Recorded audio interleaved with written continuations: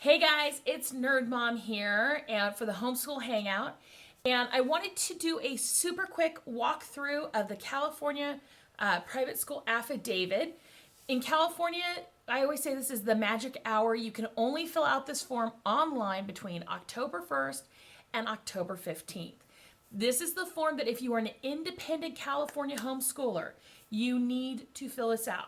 If you're using what's called a PSP or any kind of umbrella school or a charter school where they pay for your curriculum or just people that you have to turn in attendance logs to, you probably do not need to fill this out. If you're under any kind of actual PSP, you definitely do not need to fill this out. This is only if you're an independent California homeschooler. So like for us, we do choir and stuff with people, but I am the only one who homeschools my kids, myself and my husband. So I just wanted to walk through this first because the first couple times you do it, it can be a touch intimidating.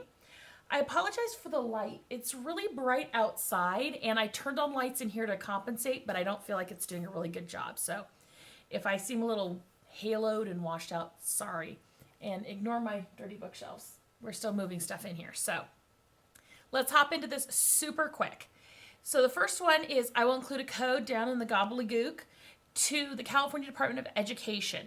And it starts off with like who should file this private school affidavit, why file the private school affidavit. You kind of can ignore a lot of that. You're going to go through and it says private school affidavit online form. The first one is existing schools with 6 or more students.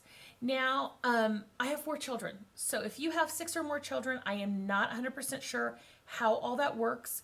You do have to have a password to get into that. So that, as they say, is above my pay grade. This is for people with less than 6 children and are homeschooling themselves. Your middle choice is all other schools, and your last choice is alternative blank form. And it says use this link if you're experiencing technical difficulties. And part of the point of that one also is outside of the 15-day rule, you still, if you're independently homeschooling, you can print this off, fill it out, and mail it in. If you decide to, pull out your kids at Christmas or whatever, you can pull out a form. So let's actually look at the form. And it is very long and it looks very detailed, but I promise it's not that hard. The first thing though is make sure your printer is on, because when you are done filling this out, you are going to print a copy. When it is confirmed, you are going to print a copy, and you're going to keep those in a file folder wherever you keep your file folders. Mine is in my filing cabinet. So the first question is name of school. Name of school. You can name it whatever you want. I'll be very honest. A lot of people, when they started with like preschoolers and kindergartners, like to name it something super cute. We're boring. We didn't. We've had the same name every year, and I just caution you to think of what it's going to look like when you have to make high school transcripts. And like right now, I'm doing high school and elementary school. So if I wanted to say the school of happy, happy, joy, joy, fun, it might look a little funny on my freshman and high school's transcript. So think about that. Number 2 is your CDE assigned 14-digit CDS code if one was previously assigned. People with 5 or less students don't get that. Don't worry about it. Just skip that question completely. Public school district in which the school is located. They have a lookup tool if you don't know what it is, but it's just the school district you live in. These things are organized by that. Don't worry, you're not saying you're part of the school district or anything like that. Then you put in your street address, so whatever your street is physically located. If you use a P.O. box for email, that's great, but they want your street address for this. And then your city, school telephone number, school email address. You can put in whatever you want. I have a Google Voice number that I put in, and I have a standard email that I use for everything, so I put that in. You could put in some optional email addresses if you want some secondary, but you don't need to. Now, then number 12 is your mailing address. This is if you use a P.O. box in addition to your home address or whatever address you want to use. That's where you put in your P.O. box. You need to say your type of school. If you only have boys or only have girls, I guess technically you could do that, but just put coeducational. It avoids any flags, any weirdness. If you happen to only have boys, it's not that you wouldn't educate your girls. So just put coeducational. School accommodations. I understand they live with you. I do understand that, but you are a day school only. day only. When you start saying that you're a residential boarding school, that starts putting up flags for extra insurances, extra other issues. Boarding schools are treated a lot differently. So you're a day school. They live with you, but your school is a day school. Just go with it. You probably do not provide any special education services, so say no. Unless you are licensed and able to do IEPs, I don't believe there's really any way a homeschooler can do that on their own. Grade span offered. Now, technically, you could say I go 1st through 12th because I do elementary, junior high, and high school. You could just do, I'm literally doing 3rd through 9th. That's what's offered this year. It'll change next year. It'll be 4th through 10th. Don't worry about it. And you're a non-religious school. You're not affiliated with a parish or a church that is paying money or aligning your education. So you are a non-religious school. Even if you are religious and there is some religious curriculum you use, you usually just choose non-religious school. Prior year school information. Has the school ever filed a private affidavit under a different school name? So this is where if you've decided to be Happy Joy Elementary School and now you are Stern and Official Academy, you'll put that in. I've always used the same name, so I don't need to do that even though I have filed before. And has the public school district changed since filing last year's PSA? If you've moved and moved districts, that's when you do this. I have moved districts this year. I used to be in Sanger and now I'm in Fresno. So I will say yes, and you just give them your previous district. That's all you have to do about it. Then you're going to get into statistical information. And basically, you're just going to give ballparks of your kids' ages. So like your youngest, if your youngest is like, 6 and 3 months, put 6 and 3 months. And then your oldest, they just want years. They don't care about months. And then you're going to go down and give a breakdown of how many kids you have in each grade. If your only child is in kindergarten, or frankly, any kindergarten, and is under 6, don't include them. In California, you are not required to send your children to school until they are 6 years old. And every recommendation I've gotten from every source says, do not count your children until they're 6 years old. So just something to think about. And then if you are going to be graduating anybody this year, you need to put that down. And number of school staff, full-time teachers, part-time teachers, administrators, and other staff. These always throw me because there's one full-time teacher and I always say one administrator. That's what I say. That's me and my husband. But then when you come down to administrative staff, I am the site administrator. And so I put myself in, and I put myself in as school records person and as the custodian of records. And you include all your same address information and everything. Tax status of school. You are not tax exempt. You are not a nonprofit. You are not a property tax exemption case. Any of those things, unless you are very special, in which case you should have a lawyer walking you through this if you're on that other side. This video is not for you if you are a nonprofit or tax exempt or property tax exempt. This is for normal. I'm a mom and dad and we homeschool our past little children. None of the above is the box you check. Acknowledgements and statutory notices. Basically, you have to check each one of those. It's not an option. It won't accept your form if you don't check them. So let's go through them really quick.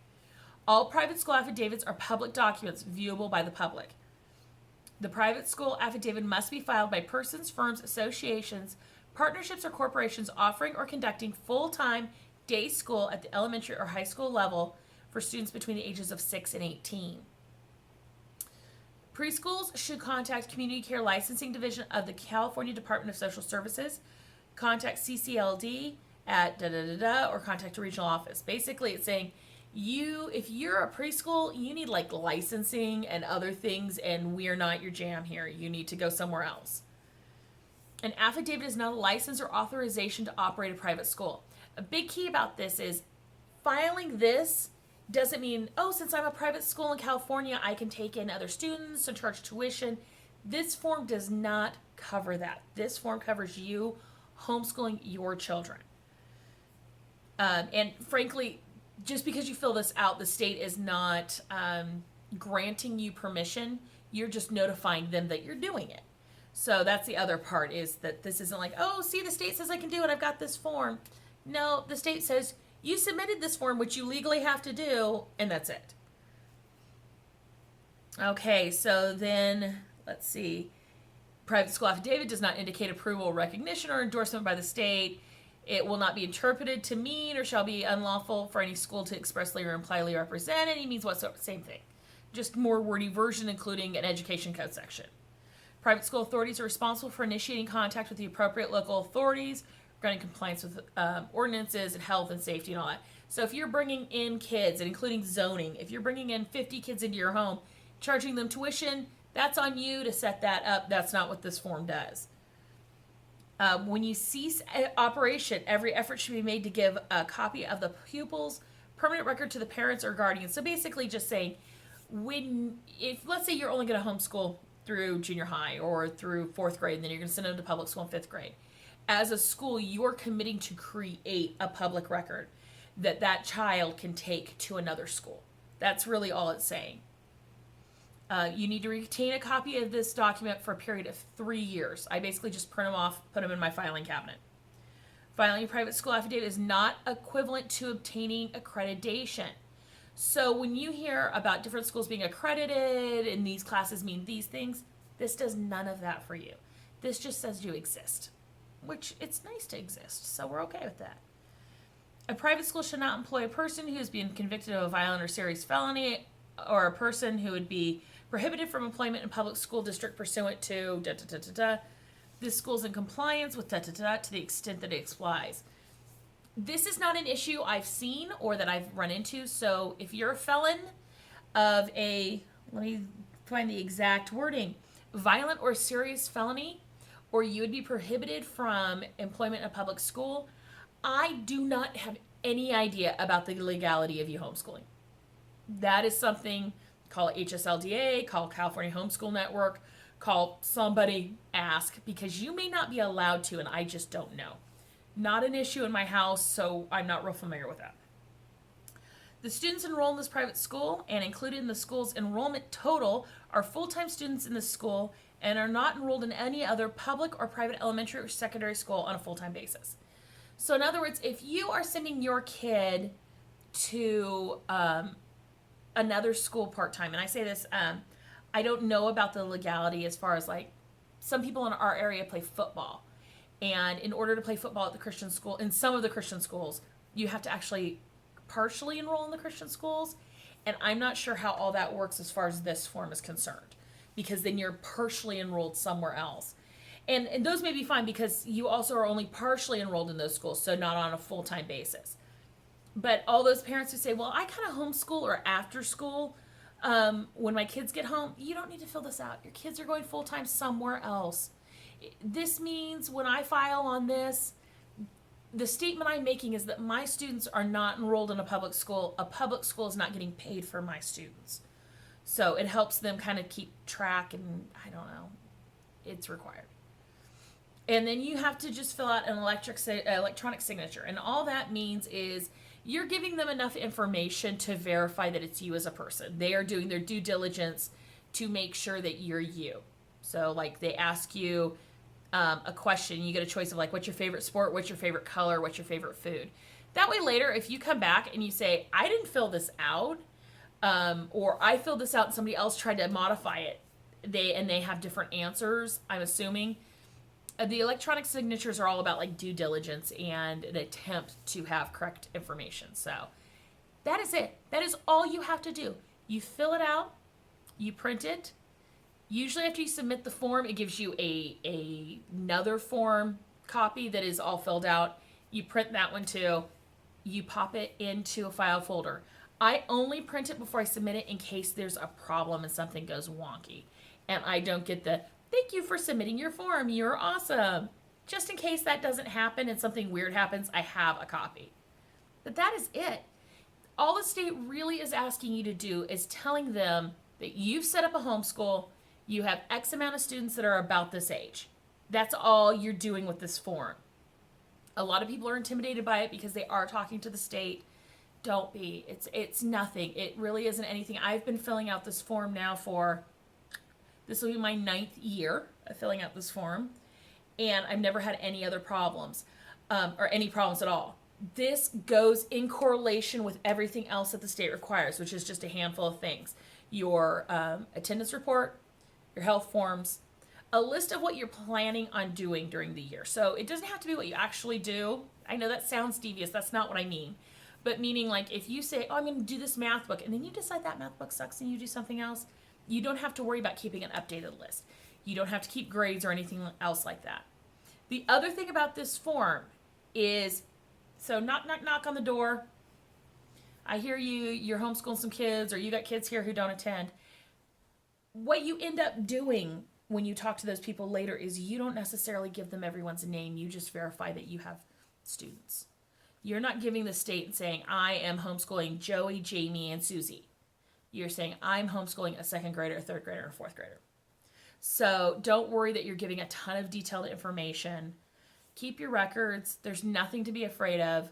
I will disclose I am a paid member, a lifetime paid member of HSLDA, just in case anything ever goes wonky, but I'm not worried. Like I said, this is my 9th year legally homeschooling, meaning, let's be honest, these kids popped out and I taught them how to walk and talk and poop in the toilet, which is kind of more important than calculus. So I always say my 9th year of legally homeschooling. And I've never received a call, a flag, a problem, or anything. So fill out your form, turn it in before the 15th. Have a great day. If you have any questions, leave them down here below. If you need to find me, I'm Nerd Mom on Twitter. I'm The Nerd Mom on YouTube, in addition to Homeschool Hangout. Any questions at all, hey, I want to make sure about this. There's no question too silly. Anything for peace of mind, especially when you're filling out these kind of forms. Let me know. Have a great day. Bye.